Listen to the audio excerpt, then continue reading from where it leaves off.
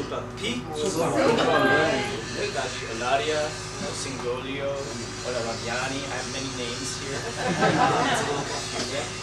But as you all know, I'm a musician. I'm a performing artist. My background in that is very deep. My parents are musicians. My extended family are artists. And so it felt appropriate to hone in on that while here in Maasailand. Just to give you kind of a brief background of why I'm passionate about music and art. Art really began for me as a child, as it does for everyone. Just playing is so creative. You have this big imagination. And then when I was a little older, I had a lot of support from my family to pursue classical piano music. And that was very much a foundation for me to sort of branch out and learn other instruments, other styles of playing. And then when I was in high school, I made an abrupt shift from that. I stopped taking lessons and formal training, and I started to make what I would consider to be absurdist, abstract, and surrealist artwork. Kind of, you know, rebelling against the structure of art in general. And now in college, I'm kind of bringing those two different ideas together in this idea of making art that is socially engaged.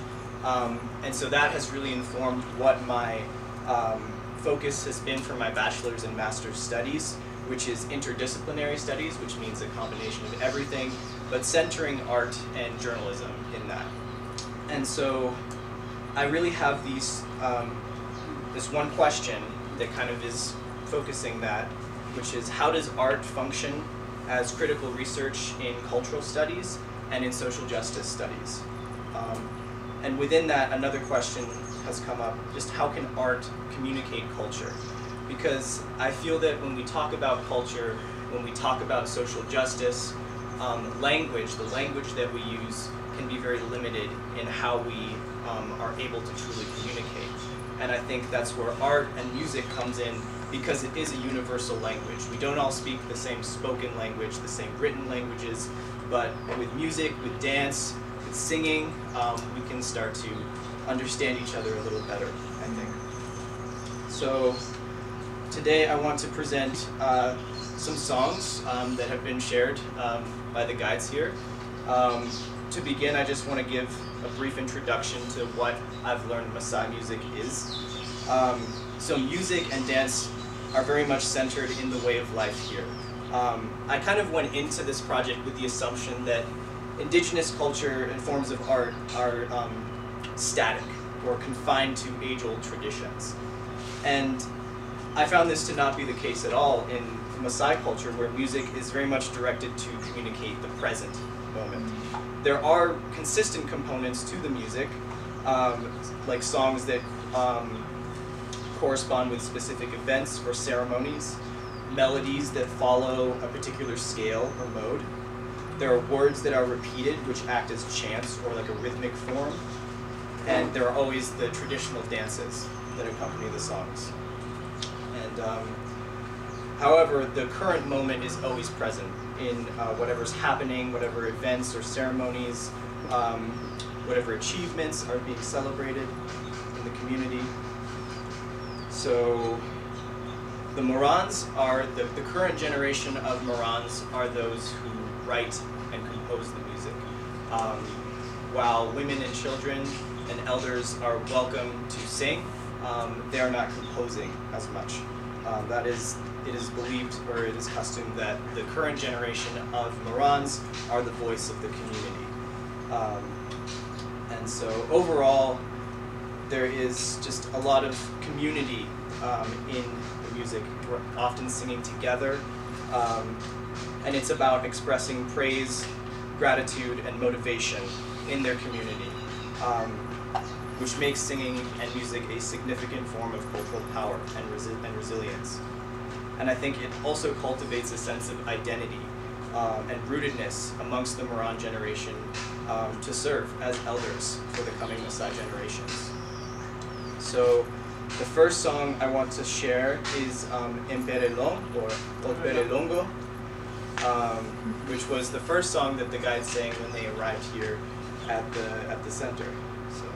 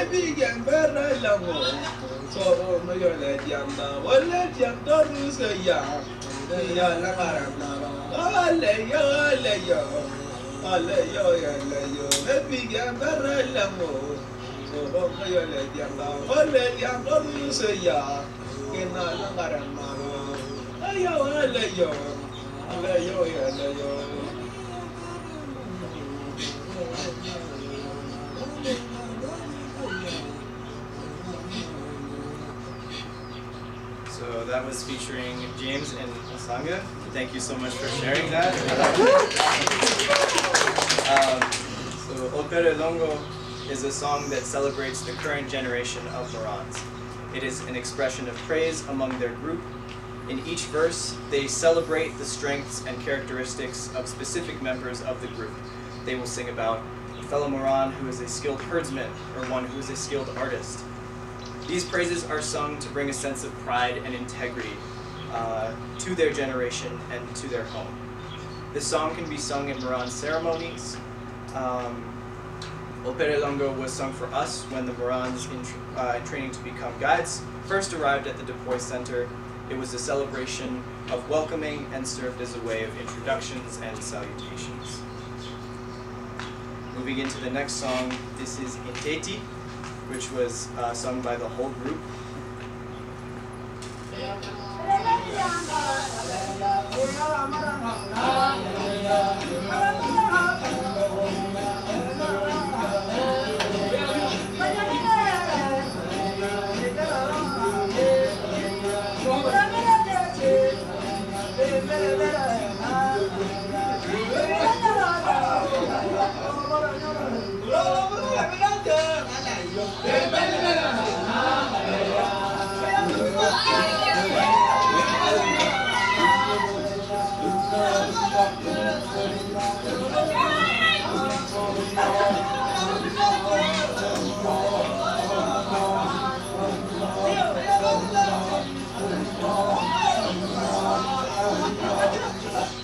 So as you can hear from this recording, we're very happy here, which is the idea.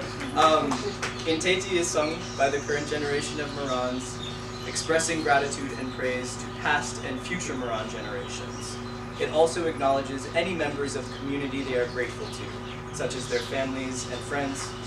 While Olperelongo articulates pride they take in their own group, Enteti is about how the greater community makes them proud.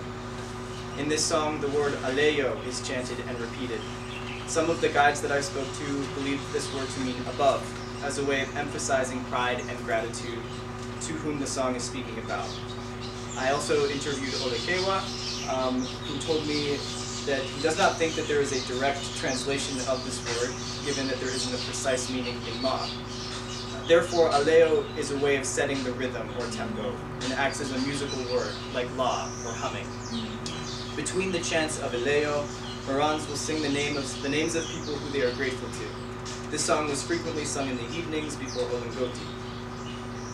And I have one more song to share, which is Longishu.